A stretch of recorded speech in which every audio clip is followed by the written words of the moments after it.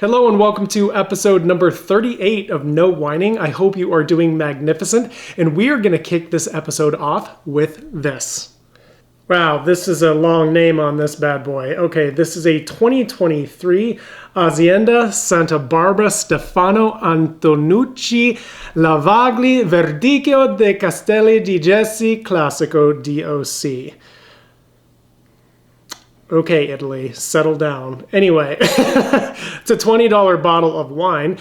The grape variety on this is Verdicchio, which is genetically identical to Trebbiano di Soave, which is a blending partner in Soave wines in the Veneto region in northeast Italy, but it is not the same grape as Garganega, which is the principal variety rather in Soave DOC wines and must make up at least 70% of those blends. If you go back and check out episode number 32, we did a Garganega wine, and that'll give you some additional perspective for it. Okay, Verdicchio di Castelli di Jesse is an appellation, or DOC, in the Le Marche region on the eastern side of the Apennine Mountains in central Italy. Wow, okay, this is a Mediterranean climate for sure, and the heat is tempered by cooling breezes from the Adriatic Sea, along with the altitude provided by the hills in Le Marche. Okay, some information from the tech sheet. Type of soil: sandy tuft with southeast exposure and an elevation of 850 feet. Winemaking: the wine is made in stainless steel tanks. During this time, the temperature is controlled consistently and constantly, and only selected yeasts that are excellent fermenting agents are used. Aged sur lie for several months. Low SO2, so sulfur dioxide, at 70 to 80 parts per million, which is far less than required for Italian organic slop.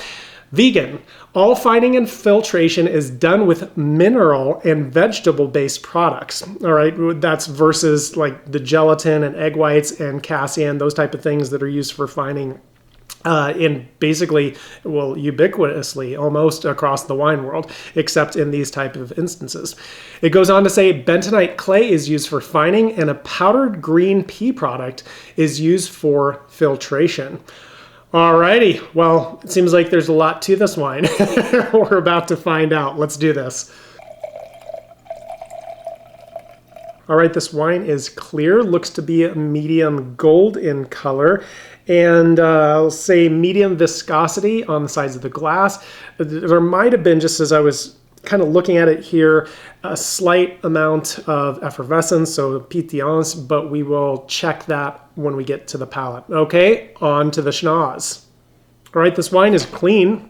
It's youthful. The aromas on it are pretty light, though. I would say medium minus intensity of aromas, starting out with a little bit of lemon. Okay, let's dip back in. Green apple, some tangerine, a little bit of underripe peach. Getting quite a bit of mineral, like a salinity quality from this. And on the floral side, some orange blossom. All right, graham cracker, some lemongrass in here, and a little bit of almond as well. Let's take it to the jaws.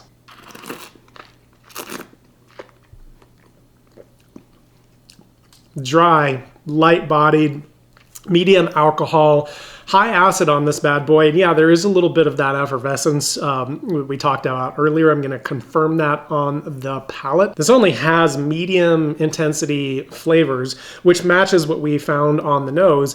And then the finish is also fairly brief. I would say medium minus, but it's a really like crisp and clean finish. It feels almost intentional that way to me, right? Typically, when we're looking in from a quality perspective, a longer finish is a good sign, and more intense concentration of aromas and flavors, like that's a good sign. But I actually like how they did this, and we'll get into that a little bit in the conclusions. But again, medium minus on the finish. However, to me, this is coming across as very much in line, the intended style, again, of the wine itself. So I'm not going to hold that against it. Objectively speaking, the wine is good. It's not really good. It's not an outstanding type of a wine. However, subjectively, I think this wine is absolutely fantastic. It's doing what it was meant to do. So you think about like how many comedy movies, win Academy Awards. Like that just doesn't happen. But at the same time, if you need a comedy, right, and you're in the mood for that, and like somebody brings over some Academy Award winning drama and they're like, this is a much better movie. Yeah, but it doesn't hit the spot at all. That's not the intention of why you're there. And so I think that this is a beautiful example of a wine that is, again, objectively speaking, not super bombastic, not super fantastic. It's quite understated, but it feels to me like the perfect way to put together this type of a wine, and I really appreciate that about this. This is suitable for bottle aging in my book as well. It's got that high level of acid, which is what you need in a wine to age a little bit of additional time. It doesn't have super concentrated flavors. However, I do think it's got enough where maybe 2 years from now, you would get a little bit more of that honeyed character and the almonds coming through. And I think that would be really nice. So I think, aging this another couple of years, it would be worth it, but it is drinking beautifully right now. This is a magnificent way to start out this episode. Let's go to our second of the day. This is a 2016 Miguel Louro Apellido Tinto. This is around $20. And the varieties on this are Trincadera, Touriga Franca, Touriga Nacional, and Aragonés, which is the name for it down in the region where this is produced. But that grape is also known as Tinta Roriz in other parts of Portugal, which is another name for Tempranillo, which is what it would be referred to in Spain. This wine is coming from the hot Mediterranean climate of Alentejo in southeastern Portugal. This area is very dry and very hot in the summer months in particular.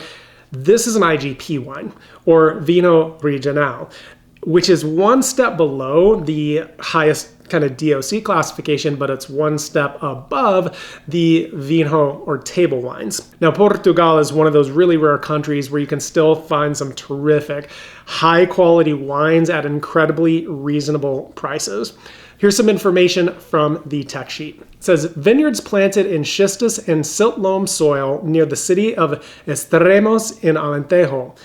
Vinification, hand harvest at the end of September. Extended maceration and stainless steel fermentation.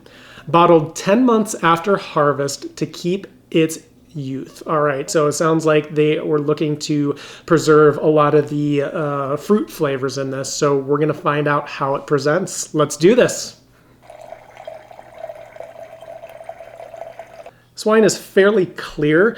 It is a very deep ruby color, but it's edging out on the rim toward garnet hue.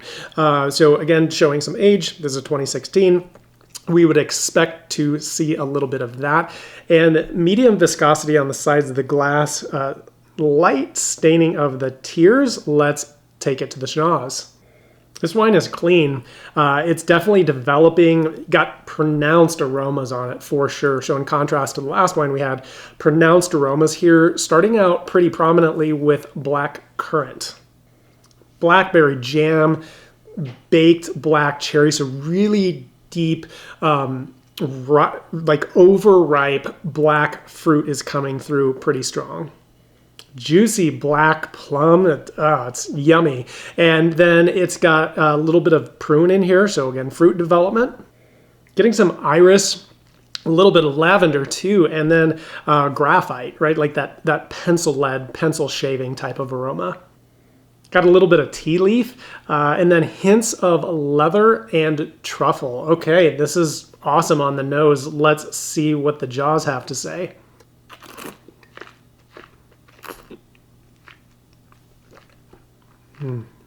That is delightful. It's dry. It's got a full body on it. The alcohol is medium, but it's on the upper end of that. The acid is right around, I'm going to say like a medium plus. And then it's got these high levels of like really ripe, soft tannins. So the texture is nice and round on this. And of course it's got, again, pronounced flavors that matches the pronounced aromas on the nose. And the finish on this is nice and long. This wine is outstanding, right? Like it's got amazing balance between these high levels of tannins and high levels of acid and high levels of alcohol against the concentrated fruit flavors and aromas. That's what makes this work. Again, a nice round texture on the palate and this really long finish. And it's like finishing out, it's got fruit, but then it's got a little bit of tea leaf. And like the graphite is still there. So this wine fascinates the heck out of me. I love this wine. This is amazing for $20. My goodness. I would say this is not suitable for additional bottle aging because this is drinking perfectly right now. So that's awesome. Let's bring both of these in and pick ourselves a winner. This is one of those days that I really hate to do that. And actually, I don't really know that I'm going to. I'm not going to say one is better than the other, and here's why. These two wines to me are the perfect complement to one another. They contrast each other perfectly. You've got on the one hand the Verdicchio, which is very, very understated. It is not trying to be too much. It's not trying to be anything other than what it is, which is a relatively straightforward wine, and it just does it beautifully. It's so simple. It's got the amazing sort of crispness to it. It's very, very, very refreshing. And then you've got the Portugal red. This is the opposite. Super complex, very bold, intense, all those pieces. And I just, I can't put one above the other. I think they complement each other so well that I'm actually very excited to finish both of these at the end of this episode. I do want to remind you to check out the links that I included in the video description that has a video of the areas where these wines come from, the birthplace. So you're going to want to check that out. It really helps round out the education in my view. And I hope you have a wonderful rest of your evening. Hope you enjoyed both of these wines, and I will see you back here in episode number 39.